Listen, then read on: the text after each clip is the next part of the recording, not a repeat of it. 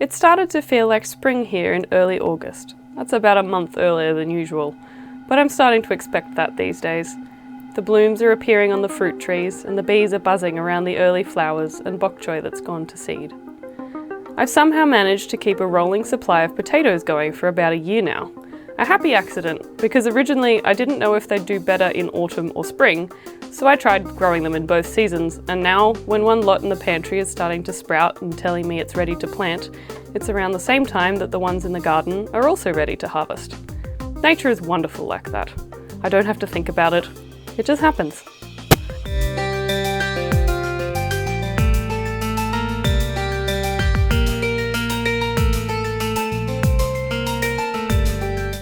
I can tell they're ready to harvest when the tops of the plants have started to die back, or in this case, have died back completely.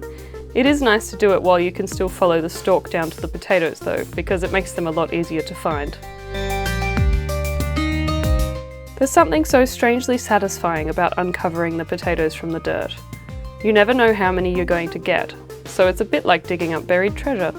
I do get very excited when I find the big potatoes or unearth a nice big patch of them.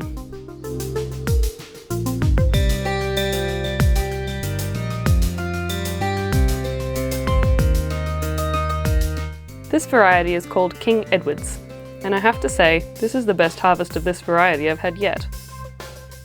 I tried using grow bags at first, but I've had much better luck this year in our new raised beds.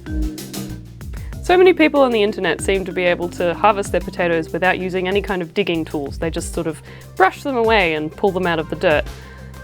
This is probably the best luck I've had doing it this way, but the dirt is still quite hard and I did need to use a fork to loosen the soil. I have stabbed so many potatoes in my time doing this, but somehow this time they all came out unscathed.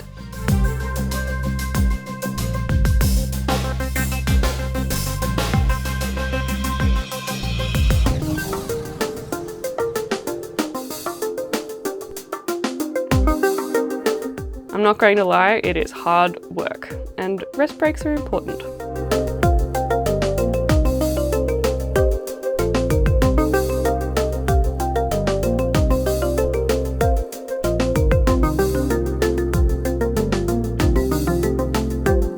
Once I've harvested them, I sort them into sizes and dust the dirt off.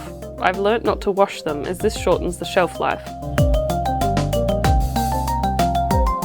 They need to dry out in a warm, sunny place for a few days, and then I'll store them in a cool, dark place.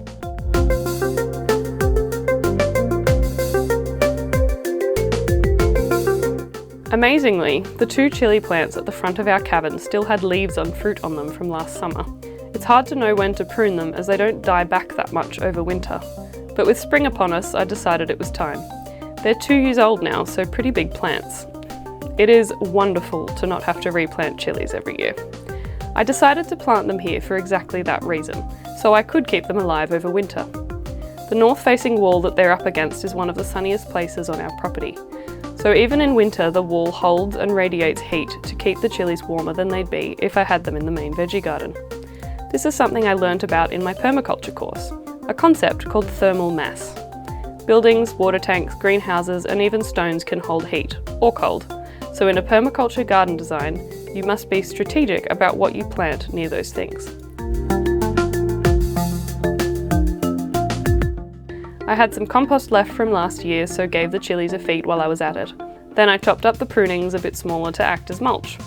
The soil is pure clay underneath, so I'm still working on building up as much organic matter in this soil as possible. That means not taking anything away from it, so the plant prunings go right back down to feed the soil.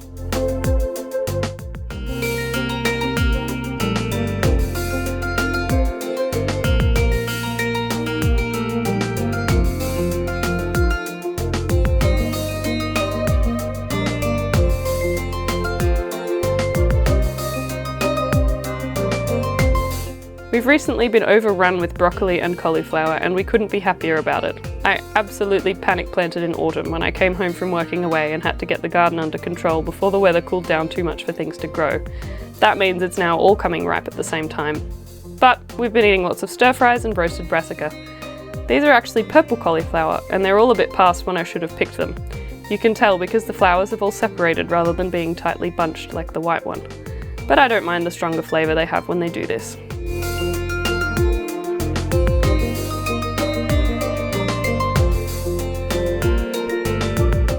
This purple variety tastes like a cross between broccoli and cauliflower, and it's delicious. So that's just a glimpse of some of my winter harvesting and what I've been doing to prepare for spring. I hope you enjoyed the video, and I'll see you next week.